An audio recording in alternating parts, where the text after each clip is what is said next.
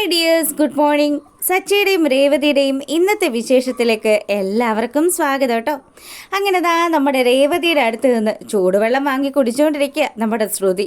അപ്പോൾ ശ്രുതി പറയുന്നുണ്ട്, ആൻറ്റിക്ക് വലിയ വിഷമമായിട്ടുണ്ട്. അതേന്നേ, ആൻറ്റി ഇപ്പോൾ ആലോചിച്ചുകൊണ്ടിരിക്കുന്നത് നമ്മുടെ ശ്രീകാന്തിൻ്റെയും വർഷയുടെയും കാര്യങ്ങളാണ്. ഭാഗ്യം, ഇനിയിപ്പം തൻ്റെ കാര്യങ്ങളിലേക്ക് അമ്മയുടെ ശ്രദ്ധ വരാതിരുന്നാൽ മതിയെന്ന് അവളൊന്ന് പറഞ്ഞതും നമ്മുടെ രേവതി ചോദിക്കുന്നുണ്ട്, നീ എന്താ അങ്ങനെ പറഞ്ഞത്? ഒന്നുമില്ല രേവതി, എനിക്ക് ചൂടുവെള്ളം ഉണ്ടാക്കി തന്നതിന് താങ്ക്സ് ഉണ്ടെന്ന് പറഞ്ഞ് കിച്ചണിൽ നിന്ന് ആ ഒരു വെള്ളം എടുത്തുകൊണ്ട് ശ്രുതി നേരെ പോകുന്നത് അവരുടെ റൂമിലേക്കാണ്.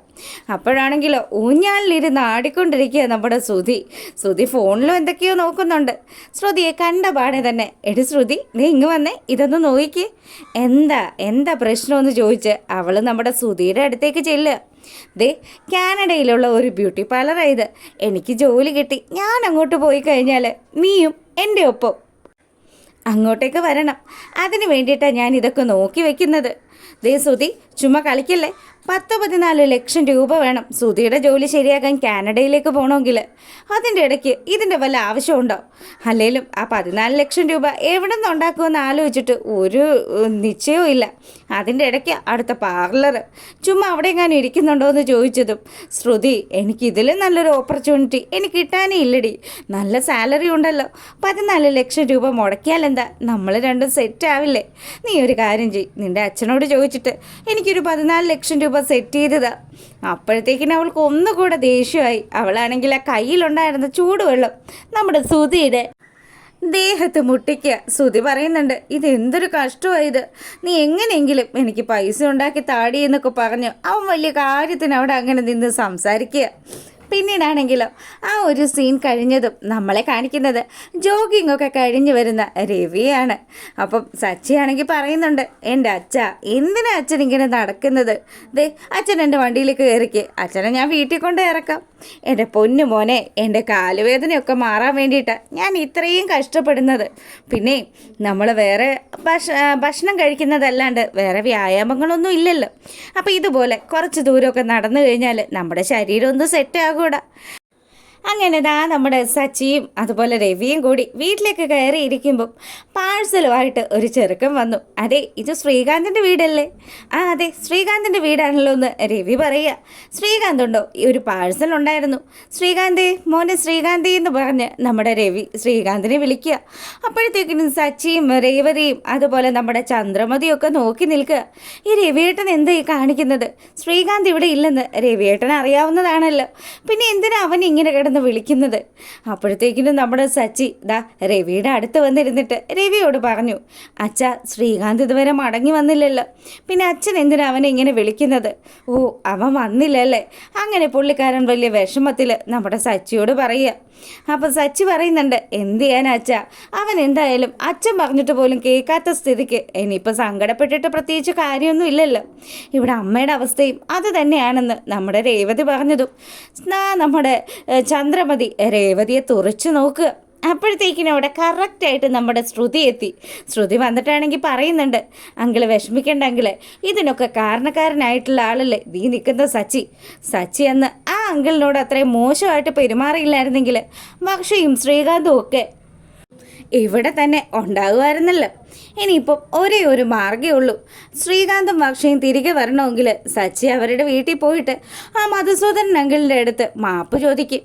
അതല്ലാതെ ഇനി മറ്റൊരു മാർഗവും ഇല്ലാന്ന് നമ്മുടെ ശ്രുതി ഒരു ഒപ്പീനിയൻ പോലെ ഇങ്ങനെ പറയുക. അപ്പോൾ ഇത് കേട്ടതും നമ്മുടെ ചന്ദ്രമതി പറയുന്നുണ്ട്, അതെ, എല്ലാത്തിനും കാരണക്കാരൻ ഇവനും ഇവൻ്റെ ഭാര്യയുമാണ്. നിങ്ങൾ രണ്ടുപേരും പോയി മാപ്പ് പറയും, അല്ലാതെ ഇനി ഒരു രക്ഷയില്ല. എനിക്ക് എൻ്റെ മോനെ കാണാതെ ഇരിക്കാനേ പറ്റില്ല എന്ന്. അത്രയും സങ്കടത്തിൽ നമ്മുടെ ചന്ദ്രമതിയെ പിന്നെ രവി നോക്കുക. സാരമില്ല ചന്ദ്ര, നീ വിഷമിക്കുമൊന്നും വേണ്ട. ഇപ്പം അതിൻ്റെ പേരിൽ സച്ചി ഒരിക്കലും ആരുടെയും വീട്ടിൽ പോയി മാപ്പ് ചോദിക്കാൻ പോകുന്നില്ല. സച്ചിയാണെങ്കിൽ നല്ല വിഷമത്തിൽ അച്ഛനും അമ്മയും ഒക്കെ ഈ ഒരു അവസ്ഥയിൽ നിൽക്കുവാണല്ലോ. മനഃപൂർവ്വം അല്ലെങ്കിലും അങ്ങനെ ആ ഒരു സിറ്റുവേഷൻ ഉണ്ടായതും താനങ്ങനെ പ്രതികരിച്ചത് കൊണ്ടുമാണ് അച്ഛനും അമ്മയ്ക്കും ഒക്കെ ഇതിപ്പോൾ ഒരു വലിയ വിഷമമായി മാറിയതെന്നും നമ്മുടെ സച്ചി ആലോചിച്ചു. അങ്ങനെ അവൻ അവിടെ നിന്ന് പോവുക. പിന്നീടാണെങ്കിൽ നമ്മളെ കാണിക്കുന്നത് നമ്മുടെ ചന്ദ്രമതിയുടെ അടുത്ത് ചെന്നിട്ട് ശ്രുതി സംസാരിക്കുന്നത്. അപ്പം അമ്മയോട് പറയുന്നുണ്ട്, അമ്മ ഇങ്ങനെ സങ്കടപ്പെട്ടിരുന്നു കഴിഞ്ഞാൽ എങ്ങനെ ഈ വീട്ടിലെ കാര്യങ്ങളൊക്കെ ശരിയാവുന്നത്? അമ്മ ഇങ്ങനെ വിഷമിക്കരുത്. അച്ഛനും അമ്മയും ഒക്കെ ഇങ്ങനെ സങ്കടത്തിലായി കഴിഞ്ഞാൽ അത് വലിയൊരു വേദന തന്നെയായിട്ട് ഞങ്ങൾ മക്കൾക്കും ഒക്കെ തോന്നും. അതുകൊണ്ട് ശ്രീകാന്തും വർഷയും മടങ്ങി വരും. അതിന് ആ സച്ചിയെ കൊണ്ട് മാത്രമേ കഴിയുള്ളൂ. അവൻ അവരുടെ വീട്ടിൽ പോയി മാപ്പ് പറഞ്ഞാൽ തീരും. എന്തായാലും ആ ഒരു കാര്യം അമ്മ എങ്ങനെയെങ്കിലും ഒന്ന് സെറ്റ് ചെയ്യും. അതിനെങ്ങനെ സെറ്റ് ചെയ്യാനാ മോളെ? അവനൊന്നും പറഞ്ഞാൽ കേൾക്കത്തില്ലല്ലോ എന്ന് നമ്മുടെ ചന്ദ്രമതി ഇങ്ങനെ സംസാരിക്കുക. അപ്പം ശ്രുതി പറയുന്നുണ്ട്, അമ്മ വിചാരിച്ചു കഴിഞ്ഞാൽ നടക്കാത്ത കാര്യങ്ങളൊന്നും ഇല്ലല്ലോ. അതുകൊണ്ട് എങ്ങനെയാണെന്ന് വെച്ചാൽ രേവതിയോട് സംസാരിക്കുക. രേവതി പറഞ്ഞു കഴിഞ്ഞാൽ പിന്നെ സച്ചി അതനുസരിച്ച് കാര്യങ്ങളൊക്കെ നീക്കുള്ളൂ. ചന്ദ്രയ്ക്കാണെങ്കിൽ രേവതിയെ പണ്ടേ പിടിയല്ല. അതുകൊണ്ട് തന്നെ ചന്ദ്രമതി നല്ല ദേഷ്യത്തിൽ തന്നെ അങ്ങനെ ഇരിക്കുമ്പം നമ്മുടെ സച്ചിയാണെങ്കിലോ അവർ കിടക്കാനുള്ള ആ ഒരു സെറ്റപ്പിൽ ആ ഹാളിൽ പായൊക്കെ വിരിച്ച് കിടക്കാൻ തുടങ്ങുക. അപ്പോൾ രേവതി അങ്ങോട്ട് വന്നിട്ട് ഒരു ഗ്ലാസ് പാലെടുത്ത് നമ്മുടെ സച്ചിയുടെ കയ്യിലേക്ക് കൊടുത്തു. ഇത് കൊള്ളാലോ, ഇതെന്താ ഇന്നിപ്പോൾ പതിവില്ലാണ്ട് പാലൊക്കെ? അതെ സച്ചേട്ടാ, ഒരു ഗ്ലാസ് പാല് കുടിച്ചു എന്ന് വിചാരിച്ച് ഒന്നും സംഭവിക്കാൻ പോകുന്നില്ല. എൻ്റെ പൊന്നു രേവു, എനിക്ക് ഈ പാലൊന്നും കുടിച്ച് ശീലമൊന്നുമില്ല. ഇങ്ങനെയൊക്കെയല്ലേ ശീലം ഉണ്ടാവുന്നത്. അല്ല, അച്ഛൻ എന്തെങ്കിലും ഭക്ഷണം കഴിച്ചായിരുന്നോ എന്ന് സച്ചി ഇതാ രേവതിയോട് ചോദിച്ചു. അച്ഛൻ കഴിച്ചു എന്ന് വരുത്തുക സച്ചിയേട്ടാ ചെയ്തത്. അല്ല, അച്ഛൻ കിടന്നായിരുന്നോ? അച്ഛൻ ഇത്രയും സമയവും ആ ഹാളിലിരിക്കുന്നുണ്ടായിരുന്നു. പിന്നെ ഇപ്പോഴാ ഒന്ന് പോയി കിടന്നത്. അച്ഛന് നല്ല വിഷമമുണ്ട്. അച്ഛന് മാത്രമല്ല അമ്മയ്ക്കും ഉണ്ട്. രണ്ടാളും ഭക്ഷണം പോലും നേരെ ചൊവ്വേ കഴിക്കുന്നില്ല. ശ്രീകാന്തിനെ കാണാത്തതിൻ്റെ സങ്കടമായിരിക്കും. എന്ത് ചെയ്യാനാ, അവന് കൂടി തോന്നണമല്ലോ ഇങ്ങോട്ട് വരണമെന്ന്. അതല്ല സച്ചിയേട്ടാ, നമ്മൾ കാരണമല്ലേ ഇപ്പം ഇങ്ങനെയൊക്കെ ഒരു പ്രശ്നം ഉണ്ടായത്. നീ എന്തേ പറഞ്ഞു വരുന്നത്? നമ്മൾ കാരണമെന്ന് പറഞ്ഞാൽ നിന്നോട് ഞാൻ അപ്പോഴേ പറഞ്ഞതല്ലേ ഈ ഫംഗ്ഷന് ഞാൻ പങ്കെടുക്കുന്നില്ല എന്ന്. നീയല്ലേ നിർബന്ധിച്ച് എന്നെയും കൂട്ടിക്കൊണ്ട് പോയത്. എന്നിട്ടിപ്പം ഈ പ്രശ്നം ഉണ്ടായപ്പം നിനക്കിപ്പോൾ എൻ്റെ മുതുകത്ത് വെക്കണം അല്ലേ? അയ്യോ, ഞാൻ അങ്ങനെ പറഞ്ഞതല്ല സച്ചിയേട്ടാ.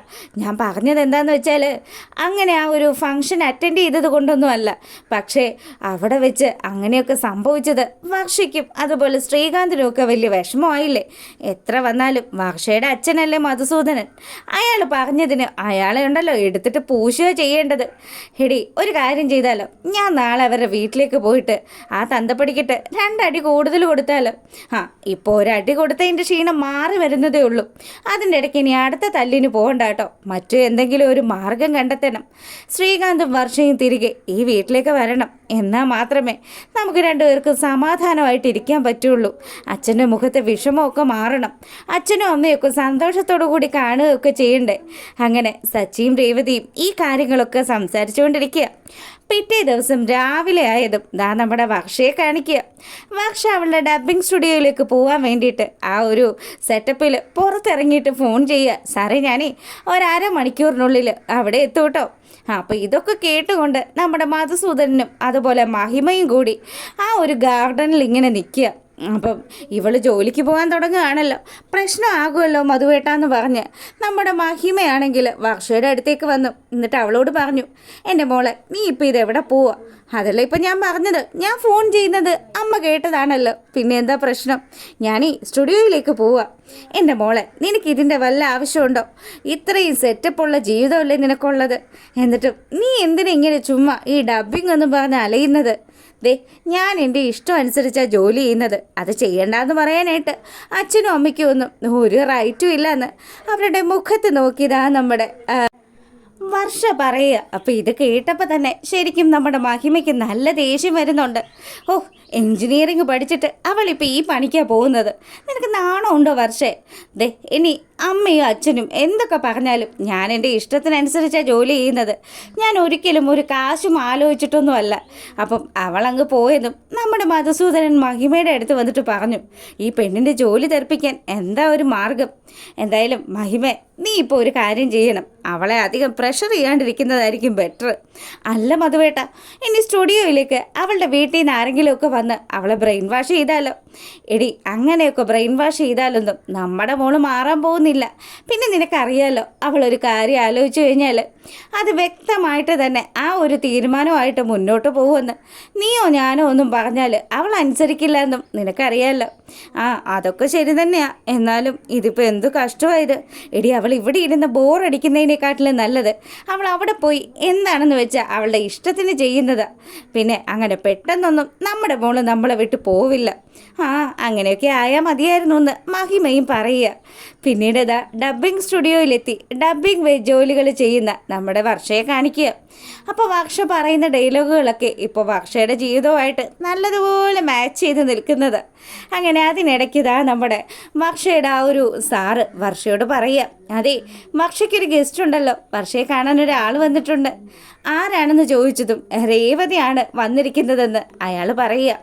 അപ്പോൾ പെട്ടെന്ന് തന്നെ അവൾ ആ ഒരു സാധനങ്ങളൊക്കെ അവിടെ എടുത്തു വെച്ചിട്ട് പുറത്തേക്ക് ഇറങ്ങി അവളുടെ ജോലിയും കഴിഞ്ഞ രീതിയിൽ അവളങ്ങ് നടന്നു പോവുക. രേവതി പിന്നാലെ ചെന്ന് വിളിക്കുന്നുണ്ട്, വർഷ എടി നിൽക്കടി.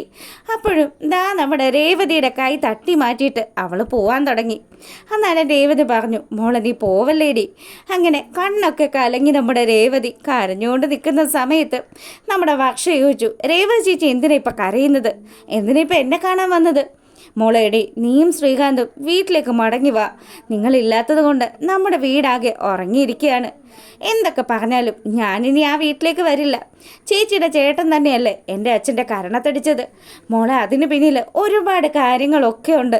നീ അറിയാത്ത പല കാര്യങ്ങളും ഉണ്ട്.